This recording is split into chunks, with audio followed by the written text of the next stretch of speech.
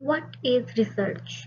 Research क्या होती है हमारे पास? Research is solving a problems whose solutions unknown in the world। हम ये भी कह सकते हैं कि प्रॉब्लम से लेकर सोल्यूशन तक के सफर को हम रिसर्च कहते हैं। Today I will talk about very important and basic concept of research, that is what is research. Now let's see firstly the meaning of research।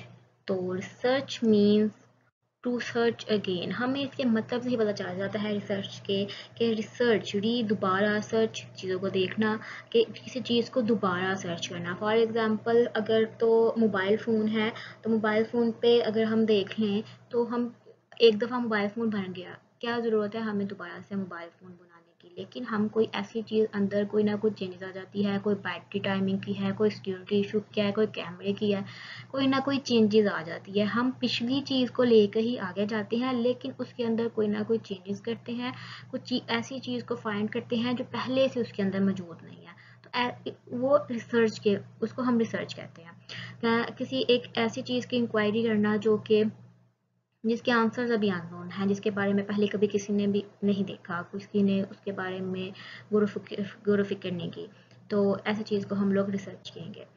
तो अब बहुत से लोग ऐसे हैं जो कि सर्च को रिसर्च का नाम दे देते हैं, जो कि बिल्कुल गलत है। अब वो क्या करते हैं जी, गूगल से डाटा देखते हैं, गूगल से हम लोगों ने ये भी पढ़ लिया, ये भी पढ़ लिया, ये भी पढ़ लिया, ये भी पढ़ लिया। भाई वो गूगल पे है, आपने क्या किया? आपने उसके अंदर अपना क्या रोल प्ले किया? आपने चीज़ों को कैसे फाइंड किया? बहुत से स्टूडेंट्स हैं जो गूगल से कॉपी पेस्ट किया, उसके डॉक्यूमेंट्स बनाए और कहा कि हमने इसके ऊपर रिसर्च की, हमने बहुत ज़्यादा सर्च की। तो ये सर्च होगी, रिसर्च नहीं होगी। रिसर्च वो होगी कि जो आप गूगल से हट के एक नया काम गूगल को दें, तो वो रिसर्च के खाते में आती है, ना कि सर्च को हम रिसर्च का नाम दे दें। Now let's move towards the definition of research.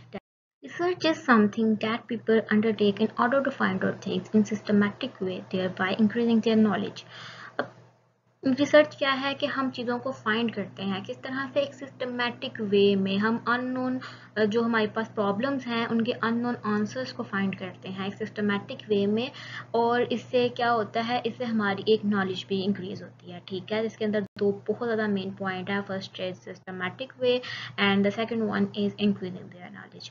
अब क्या है, अब जैसे कि हमने पीछे देखा कि रिसर्च जो है वो एक सिस्टमेटिक वे में करी जाती है और इससे हमारी नॉलेज भी गेन होती है। हमारे पास दो बहुत मेन कॉन्सेप्ट पॉइंट्स हैं इस डेफिनेशन के कॉन्सेप्ट को समझने के लिए कि सिस्टमेटिक लर्निंग क्या होगी। सिस्टमेटिक लर्निंग के अंदर बहुत से एक रूल्स आ जाते हैं कि जिसको हम स्टेप बाय स्टेप फॉलो करते हैं। ये नहीं कि अगर हमने जो सेकंड में फॉर एग्जांपल हमने अगर टेक्निक्स जो हैं उनको एंड पे स्टडी करना था, ठीक है, सारा काम करने के बाद उनके ऊपर टेक्निक्स लगानी थी, तो वो हम पहले कर लें और जो बाकी काम हैं वो हम बाद में कर लें, तो वो सारा ही काम खराब हो जाएगा। एक प्रॉपर वे के अंदर स्टार्टिंग पॉइंट से लेकर एंड पॉइंट तक हम एक सारे स्टेप बाय स्टेप एक सिस्टम के थ्रू जो है, जो हमें पहले से रिसर्चर्स ने बताया हुआ है, उसको फॉलो करते हैं और फिर हम अपनी रिसर्च को कंप्लीट करते हैं।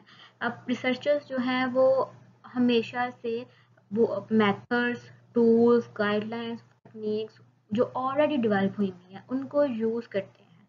ठीक है, जो ऑलरेडी डेवलप कर दी हुई हैं बहुत पहले रिसर्चर्स ने, वो आगे हम इसका इन डिटेल में कॉन्सेप्ट पढ़ेंगे कि ऑलरेडी डेवलप क्या होती हैं और जो डेवलप की जाती हैं वो क्या होती हैं।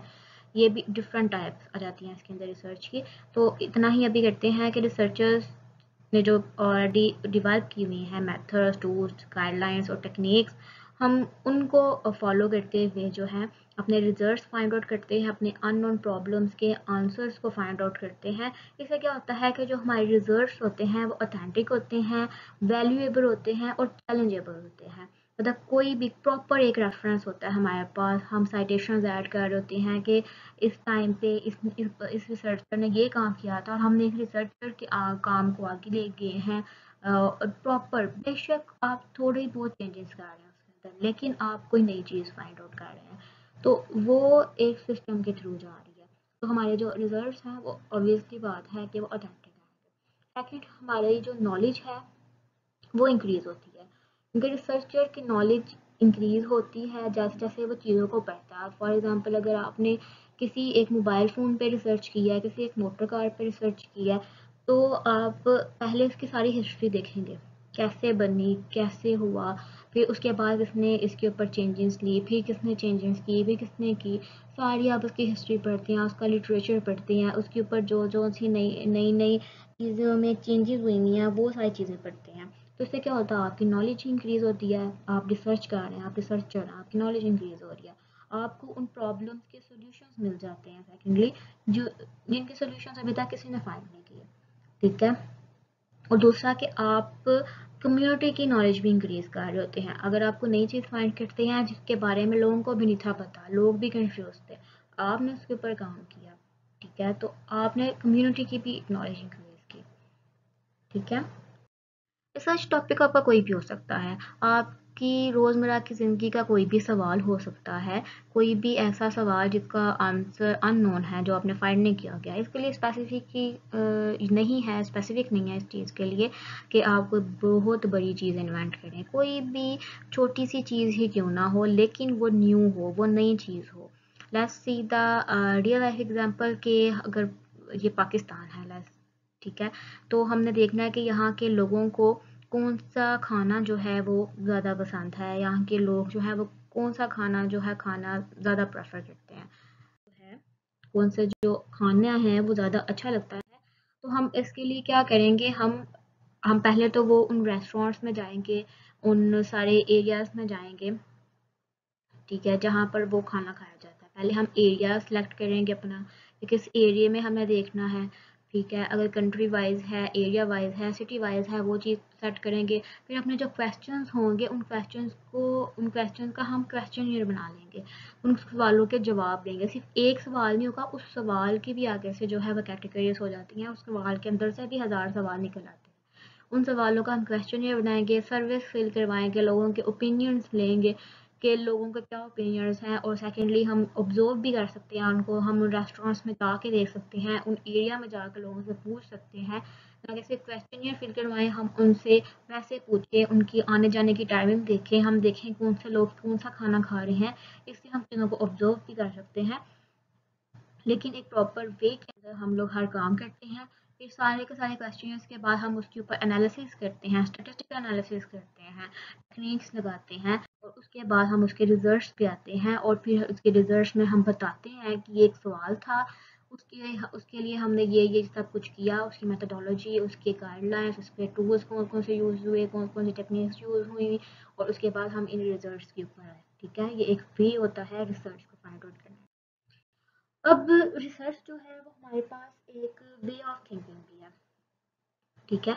अब तक हम चीज़ों को सोचने के लिए, जैसे मैंने आपको पहले एग्जांपल दी कि हमने स्पेसिफिक एरिया में देखना है कि लोगों को कौन सा जो है खाने पसंद है, तो वो हमने सोचा, हमारे माइंड में ये चीज़ आई, तो जब हमारे माइंड में ये चीज़ आई तो ही हमने इसके ऊपर काम किया। तो कोई भी चीज़ है, रिसर्च रिसर्च जो है हमारे पास सिंपल वर्ड्स में अ वे ऑफ थिंकिंग होता है। हम जब चीज़ों को सोचते हैं तो वो जो चीज़ें हम सोचते हैं वो हमारी रिसर्च बन जाती है। तो रिसर्च क्या है, रिसर्च हमारे पास एक फ्रेमवर्क है थिंकिंग का, जिसके अंदर हम क्वेश्चंस जो हैं, जो कि हमारे सवाल हैं जो हमारे माइंड में आते हैं, उनको ऑब्जर्व कर रहे होते हैं, फिर हम उनको एक्सप्लोर करते हैं, देखते हैं कि ये क्या है, उनको समझते हैं, और फिर उसके बाद उनकी ऑब्जर्वेशंस को एक्सप्लेन करते हैं, फिर अपने कंक्लूजन्स बताते हैं। फिर इन्फ्रेंसेस क्या होता है कि बहुत बड़ी पॉपुलेशन में से हम थोड़ा सा सैंपल सेलेक्ट कर लेते हैं। लेट्स सपोज के ये हमारे पास एक पॉपुलेशन थी, ठीक है, ये पाकिस्तान है, हमारे पास पाकिस्तान की पॉपुलेशन थी, और हमने एक सैंपल पाकिस्तान की सिर्फ एक सिटी को लिया, या स्पेसिफिकली 2 सिटीज़ ले ली, ठीक है। हम कह लें जी हमने 2 सिटीज़ को ले लिया, और उन 2 सिटीज़ में जाके हम लोगों ने जो है वो देखा कि कौन इन अगर लाहौर या कराची है तो उसके अंदर जो है वो कौन सा खाना खाया जाता है उसको, और उन दोनों सिटीज़ की बेस पर हमने पूरी पॉपुलेशन का बताया कि हमने सिर्फ स्टडी हमने लाहौर और उसको किया, कराची को किया, लेकिन हमने कंक्लूजन में क्या बताया कि पाकिस्तान के अंदर ये खाना खाया जाता है, ठीक है। इस चीज़ को इन्फ्रेंस कहते हैं, और मतलब प्रैक्टिकली स्किल्स को बताना, और अपनी नॉलेज बेस जब जो भी आपने चीज़ों को पढ़ा है अपनी नॉलेज के मुताबिक उनको क्लियर करना। तो जब भी कोई चीज़ है आपके माइंड में आती है तो वो सारी की सारी चीज़ें जो हैं वो आपकी रिसर्च बन जाती है। ठीक है, कुछ लोग उस पर वर्क कर लेते हैं, कुछ लोग नहीं करते। मोस्टली स्टूडेंट्स जो अब ग्रेजुएट्स के हैं, मास्टर्स के हैं, ठीक है, प्रोफेशनल डिग्रीज के हैं, वो रिसर्च तो अब नहीं करते हैं, ज़रूर करते हैं। अब हमारी कोई भी सोच हो सकती है, जैसे कि हम क्या कर रहे हैं, या फिर कंज्यूमर्स को कौन सी चीज़ इफ़ेक्ट करती है, या हम किस तरीके से अपने काम को ठीक कर सकते हैं। ठीक है, कोई भी चीज़ जो है वो रिसर्च में आती है। Thank you for watching my videos. If you like my lectures, so don't forget to subscribe my channel and to press the bell icon and like and share my videos. In future, in upcoming videos, we'll learn step-by-step research in details that helps you to conduct an excellent research in future and become a good researcher. So, connected with me and press the bell icon ताकि हम बार बार मिलते रहें और एक दूसरे की help करते रहें।